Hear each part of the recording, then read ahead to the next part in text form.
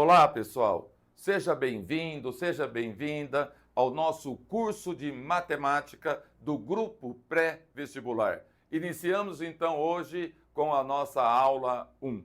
E antes de começar essa aula, eu quero já te passar algumas dicas para um melhor rendimento do nosso curso. A cada aula assistida, você terá 10 questões, 10 testes de aplicações que está junto desse PDF que compõe o nosso curso. Então, crie o ritmo, crie a objetividade de assistir aula, fazer tarefa, assistir aula, fazer tarefa. Nós teremos a cada aula, como acabei de citar, 10 questões de aplicações. E a aula de hoje, se nós vamos começar um curso de matemática, não tem como não falar de números. E a aula de hoje nós vamos separar os números, nós vamos classificar os números quanto aos seus tipos, quanto aos seus conjuntos numéricos. Como que nós separamos os nossos queridinhos números? Os conjuntos numéricos se iniciam com o primeiro, que é chamado conjunto dos números naturais, representado pela letra N dobrada. Nós temos o conjunto dos números naturais. E o que é um número natural? Número natural é todo e qualquer número inteiro que não seja negativo. Por que eu tenho que falar inteiro que não seja negativo? Por que eu não falo direto, então, positivo? Porque o primeiro número natural, ele é inteiro e não é negativo e não é positivo. É o zero. O primeiro número natural é o zero. E aí sim, na sequência, os positivos. 1, 2, 3, 4, 5, 6 e assim por diante. Então, o primeiro conjunto numérico, conjunto dos números naturais. Eu brinco dizendo que são os números bonzinhos. Quer coisa melhor que isso? Eles são inteiros e não são negativos. Primeiro número natural é o zero. Agora, se eu quiser incluir também os negativos, então aí nós temos um segundo conjunto representado pela letra Z dobrada, que é o conjunto dos números inteiros. Aí então incluímos tanto os negativos, menos 3, menos 2, menos 1, como o zero e os positivos, 1, 2, 3 e assim por diante. Qual a diferença, então, entre um número natural e um número inteiro? É que o número natural não conta com os negativos. Já o conjunto dos números inteiros conta tanto quanto os positivos, negativos e o nulo.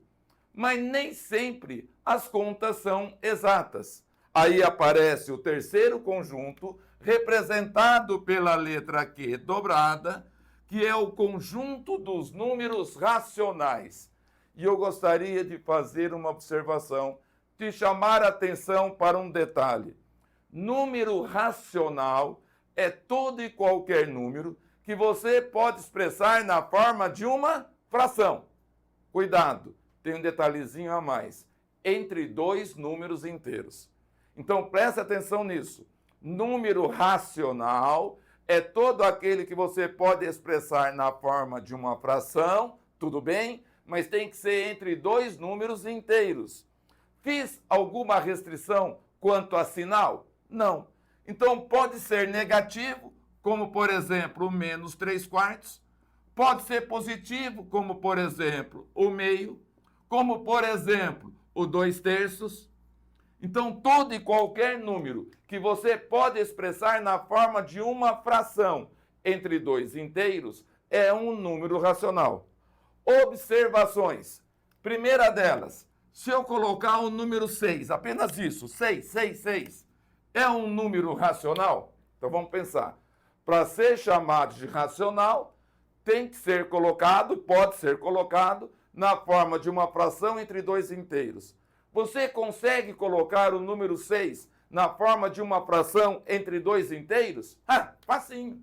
É só colocar sobre 1. Mas aí você fala assim, qualquer número inteiro, coloco sobre 1, falo que ele é racional. Perfeito, você está entendendo a aula toda até aqui. Todo número inteiro é um número racional, porque todo número inteiro pode ser expresso na forma de uma fração sobre 1. Então, aí ele é um número racional. Mas nem todo número racional é inteiro. Outra observação é esse tipo de número. Como é que você lê esse tipo de número? 0,7, perfeito. Você teria condições de ler de uma forma diferente? Você lê 0,7, mas como possui apenas uma casa após a vírgula, eu posso ler da forma 7 décimos. E olha ele expresso na forma de uma fração entre dois inteiros. Então, ele também é um número racional. E um outro tipo muito importante são as chamadas dízimas periódicas, tipo 0,333 e assim por diante. Toda dízima periódica, e vamos registrar isso, porque vai ser um assunto até de uma aula inteira nossa, toda dízima periódica possui uma fração que a gerou, chamada de fração geratriz. Então, toda dízima, só para você, nós vamos ter, como eu acabei de falar agora, uma aula especialmente para isso, mas só para você ter uma ideia, a fração que gerou essa dízima é a fração 1/3. Então, toda dízima periódica, ela consegue ser escrita na forma de uma fração entre dois inteiros. Nós vamos aprender a encontrar essa fração geratriz. Então, toda dízima periódica é um número racional. Vamos dar uma paradinha para retomar? O que é um número natural? Número natural é todo e qualquer número inteiro que não seja negativo. Se eu quiser contar também com os negativos, aí o segundo conjunto numérico, conjunto dos números inteiros. Aí você terá tanto positivo quanto negativo, quanto zero. Terceiro conjunto, conjunto dos números racionais. Aquele que você consegue colocar na forma de uma fração entre dois inteiros. Na sequência, então, nós temos o conjunto dos números irracionais, indicado pela letra I dobrada. Vamos parar um pouquinho para pensar? Se número racional é aquele que eu consigo escrever na forma de uma fração entre dois inteiros, então o irracional é aquele que eu não consigo expressar na forma de uma fração entre dois inteiros. Por exemplo, quem é que eu não consigo expressar na forma de fração entre inteiros? Um número nosso muito conhecido. Por exemplo, o π. Quanto é que vale o π? Geralmente a gente pergunta, quanto é que vale o π? A resposta vem, 3,14. Não. O π não vale 3,14. Se o π valesse 3,14, eu colocaria 314 sobre 100, já que são seriam duas casas após a vírgula. O problema é que o π, ele não vale 3,14. Ele vale aproximadamente 3,14. Qual é a diferença? É que ele não para nos décimos, nos centésimos, nos milésimos. Ele possui infinitas casas após a vírgula. E um detalhe, sem repetir. Não tem um período, como no caso da dízima. Então a gente não consegue escrevê-lo na forma de uma fração entre dois inteiros. É um número irracional. Analogamente, tem um irmãozinho dele, que é o número de Euler, indicado por esse E minúsculo estilizado. O número de Euler, ele vale aproximadamente 2,71. Mas da mesma forma do π, não para ali nos centésimos. Ele possui infinitas casas após a vírgula e, mais uma vez, sem repetir, sem período. Então, ele também é um número irracional. Só abrindo um parênteses, para você que não conhece o número de Euler, nós vamos utilizar em logaritmos quando falarmos em logaritmos naturais. Logaritmos naturais são os logaritmos na base E, que é o número de Euler. Mas também completando aqui as listas dos irracionais, nós temos as raízes que não são exatas. A raiz quadrada de 2, a raiz quadrada de 3, a raiz quadrada de 4 não, porque é exata. Eu estou falando as raízes inexatas, como, por exemplo, a raiz quadrada de 10. Não precisa ser necessariamente raiz quadrada. Pode ser a raiz cúbica de 7 e assim por diante.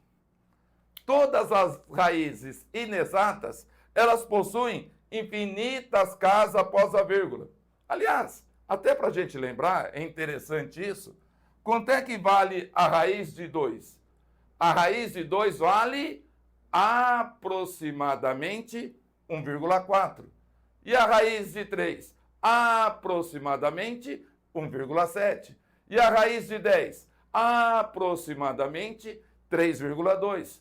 Mas todas elas possuem infinitas casas após a vírgula, sem formar período. Então, são números que você não consegue escrevê-los na forma de fração entre inteiros. São números irracionais. E, por enquanto, vocês vão entender por que eu estou falando por enquanto, para terminar essa aula, eu posso fazer a união de todos esses conjuntos num só. E aí nós teremos o conjunto dos números reais. O que é um número real, então? Entre os reais, eu tenho a união de todos os conjuntos anteriores num só.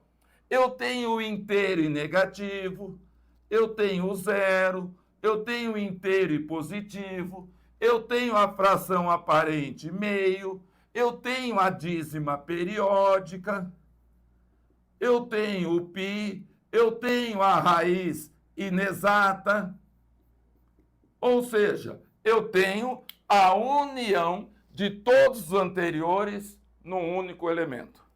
Uma questão de simbologia, uma questão de notação é importante. Eu vou pegar um deles só para exemplificar para vocês, mas o que eu falar aqui vale para qualquer conjunto numérico que você for estudar.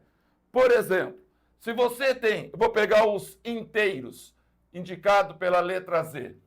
Se você tem no expoente um asterisco, o que o asterisco diz para nós? Qual é o significado desse asterisco no expoente? Você vai eliminar o zero do conjunto. Preste atenção que eu estou exemplificando com os inteiros. Mas essa notação é válida para qualquer conjunto. Quando eu falo qualquer, significa qualquer. Colocou o asterisco, eliminou o zero daquele conjunto. Agora, então aqui só para você observar, você teria, por exemplo, o menos 2, o menos 1. Você eliminaria o zero e já passaria para o 1, para o 2 e assim por diante. Agora, se no mesmo conjunto eu colocar um sinal de mais aqui embaixo, o que o sinal de mais significa para nós? Positivos? Não. O sinal de mais significa elimina os negativos. Ah, então, elimina os negativos. Sim, se elimina os negativos, você fica com o zero e os positivos. Então, você ficaria com o 0, o 1, o 2, o 3, o 4 e assim por diante. Aí você fala, ah, mas esses são os naturais. Exatamente, que bom, você está entendendo toda a aula de hoje. Se eu colocar o Z com o sinal do mais, é equivalente aos naturais. Agora, estenda o teu raciocínio. E o que seria o Z com um sinal de menos? O Z com o sinal de menos significa que se o sinal de mais elimina os negativos, o sinal de menos elimina os positivos. E se elimina os positivos, você fica com quem? Você fica com os negativos, mas você fica também com o zero. E aí sim, para finalizarmos, se eu colocar, só para ver se você entendeu, o Z com o sinal de mais e com o asterisco. Vamos lá. A letra Z indica para nós conjunto dos números inteiros. O sinal de mais elimina os negativos. O asterisco elimina o zero. Se você tem os inteiros, elimina os negativos, elimina o zero, aí sim você pode dizer que você fica com os positivos. 1, 2, 3, 4, 5 e assim por diante.